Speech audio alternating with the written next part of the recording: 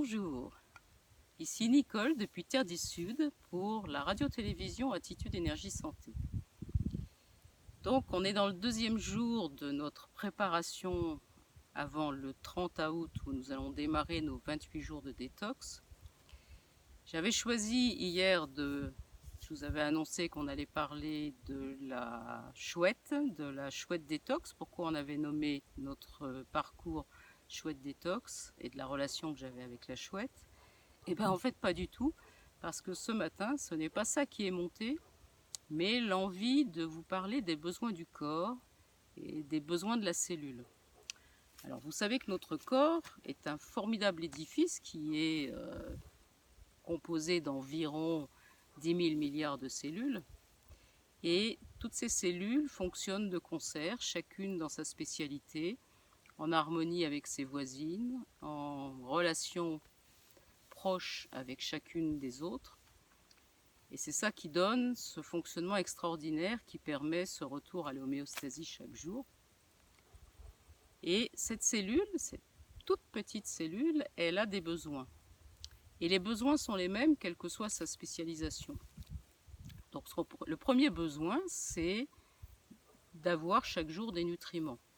Alors les nutriments, bon, bien sûr, ce qui nous vient d'emblée à l'esprit, c'est les aliments, c'est l'eau, c'est l'oxygène. Mais il y en a beaucoup d'autres. En tout cas, elle a besoin de nutriments. Elle a une activité à exercer. Et cette activité va engendrer des déchets.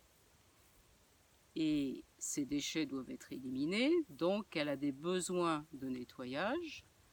Elle a des besoins de réparation, des besoins de régénération. Ce qu'il faut comprendre, c'est que chaque jour, cette cellule, elle reçoit des nutriments. Sa première activité, au-delà de la spécialisation dans laquelle elle est, ça va être, à partir de ces nutriments, de fabriquer en son sein de l'énergie. Et c'est ce qu'on appelle la briquette d'énergie de base, qui est l'ATP. C'est une molécule chimique, dont ça c'est son petit nom. Et avec cet ATP, elle va remplir sa fonction. Et avec l'énergie qui restera une fois qu'elle aura transformé ses nutriments en énergie et d'autre part fait son activité, elle va se nettoyer, se réparer, voire se régénérer. Et la chose essentielle, c'est que pour que ce secteur du nettoyage, de la réparation puisse exister, il faut qu'il y ait encore de l'énergie une fois qu'elle a fini de travailler. Et on arrive là au cœur de notre difficulté, c'est que, et là on peut raisonner au niveau de la cellule, mais on peut le raisonner aussi au niveau du corps physique, c'est qu'une fois qu'on a utilisé les nutriments pour fabriquer de l'énergie, utiliser cette énergie pour l'activité importante qu'on a à faire, eh bien la plupart du temps, il ne reste plus assez d'énergie pour nettoyer et pour réparer. Et donc, jour après jour, les déchets s'accumulent. Et alors, si on raisonne maintenant au niveau du corps physique, vraiment avec l'ambiance sociale qu'on a mis autour de ce corps physique, il va s'alimenter. Ça va être une part très importante des nutriments, parce qu'on a un petit peu eu tendance à oublier tous les autres nutriments et on est axé beaucoup sur l'alimentation. Quand on est fatigué, la réaction d'un grand nombre est de dire « je suis fatigué, il faut que je mange plus, il faut que je récupère de l'énergie, je vais manger un peu plus que d'habitude ». C'est exactement le contraire qu'il faudrait faire, c'est-à-dire que quand on est fatigué, il ne faut pas manger plus. L'idée, c'est de manger beaucoup plus ciblé, en ayant vraiment été chercher en soi quels étaient les aliments qui allaient apporter un maximum d'énergie et de vitalité à l'organisme, et d'avoir le minimum d'apport pour ne pas fatiguer l'organisme avec une digestion lourde. Donc, je reviens sur le corps physique. Le corps physique va se nourrir, va utiliser ses nutriments pour fabriquer de l'énergie et va avoir un certain nombre d'activités. Il va bouger, il va faire de l'exercice physique, Il va avoir une activité intellectuelle, remplir son travail, etc., etc. Il va gérer le mental et les émotions. Autant vous dire que ça peut être un gouffre d'énergie. Et puis, s'il n'a pas de temps de repos dans la journée, il va y avoir le temps de récupération nocturne, au cours duquel il va essayer de se nettoyer, de se réparer et de se régénérer. Et ce qu'il faut bien comprendre, c'est que si les apports nutritionnels ont été tels qu'un maximum d'énergie a été consommé pour, à partir de ces apports nutritionnels, fabriquer de l'énergie, ben, il ne reste pas d'énergie pour nettoyer et pour réparer et pour régénérer dans la nuit. Donc en fait, ça va s'accumuler. Et jour après jour, l'homéostasie se déplace. On est dans un équilibre qui reste un équilibre, mais qui est un équilibre avec de plus en plus de déchets qui encombrent l'organisme. Et vous vous retrouvez avec un organisme globalement ralenti. Vous le sentez bien, hein, on se sent lourd, englué, parce qu'en fait, il y a des déchets partout au niveau de chacune des cellules du corps. Le système lymphatique est débordé et n'arrive plus à éliminer. Donc on se met à manger plus pour essayer de récupérer de l'énergie. Et c'est le contraire, c'est vraiment le contraire qu'il faudrait faire. Et c'est ça qu'on va amener dans ces 4 semaines au cours desquelles on va d'abord revitaliser puis nettoyer. C'est arriver à faire un nettoyage en profondeur, mais tout en douceur, et faire qu'on récupère un rendement énergétique bien meilleur.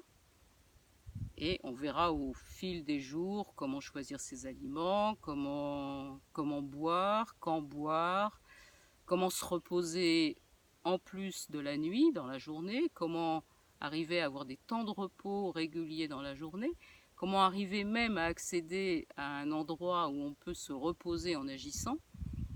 Et tout ça va créer une épargne énergétique et un rendement énergétique bien meilleur. Et de ce fait, il y aura naturellement beaucoup d'énergie pour nettoyer, réparer et régénérer dans la nuit. Voilà, mais c'était l'accent que je voulais mettre aujourd'hui, c'était sur cette façon de gérer l'énergie, que ce soit au niveau du corps ou que ce soit au niveau de la cellule, et comment on allait utiliser tout ça au cours de ces 28 jours pour peaufiner la relation qu'on a avec le corps. Et ce que j'ai envie de rajouter, et je suis très contente d'être à cet endroit-là pour le rajouter, c'est que surtout, ne me croyez pas sur parole. J'ai pas la science infuse, pas plus que tous les autres.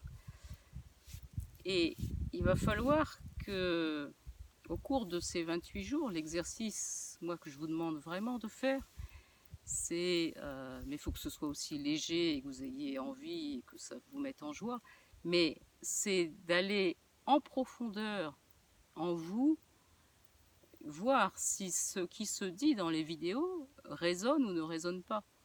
Moi, je vais vous apporter des informations chaque jour en essayant de prendre du recul pour qu'elles soient simples, qu'elles soient faciles à utiliser.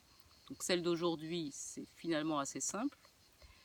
Et prendre cette information, vous poser à un endroit qui est bien pour vous, que vous aimez bien, la laisser pénétrer en vous jusqu'au fin fond de la dernière, de la plus lointaine des cellules, et d'aller interroger votre guidance, la guidance qui sait à l'intérieur, parce que tout est en nous, hein.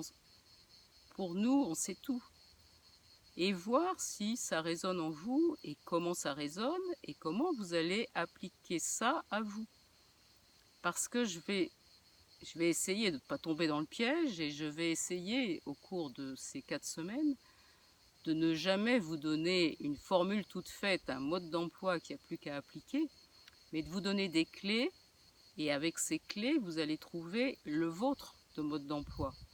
Ce qui va être bon pour vous, ce que vos cellules attendent, ce que votre corps attend, ce dont il a besoin.